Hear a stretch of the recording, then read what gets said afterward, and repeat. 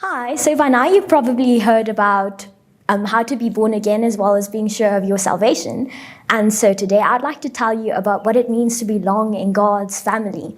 But before I get into that, I just want to mention that a group of fish is called a school of fish. A group of whales is called a pod of whales. And a group of elephants is called a herd of elephants. And what's interesting to see is that this group of elephants are a family. And so that's what happened to say, when you gave your life to Jesus, you automatically became a part of a family. And in this family, you have a function and you have a role. And even when you look at the book of Acts, it talks about the different functions that are seen in being a part of a family. And one thing I'd like to focus on is to say going to church. But going to church is only one part of being in the family.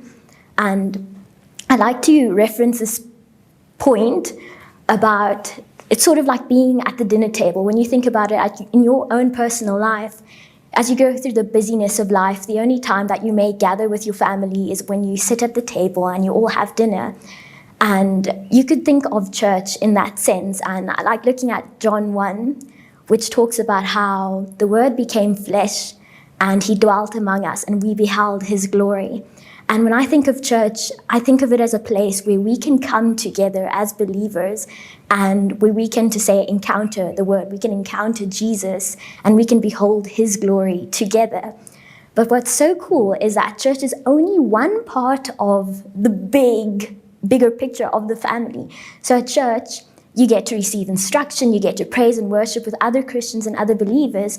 However, there is a place for each and every single person. For example, if you are a teenager, a young adult, a more mature adult, or more on the elderly side, there is a place for you in the church. And you can find your place by getting involved in a cell group, which is just a smaller group of believers where you can connect on a more one-on-one basis. And in that way, you get to know each other more and you get to grow together. Other than that, there are also other aspects of the church where you can grow. And those aspects are, for example, attending a Bible study or a little workshop. But just to emphasize this, you are now a part of the family. So you don't have to grow alone. You don't have to figure out this Christian thing alone.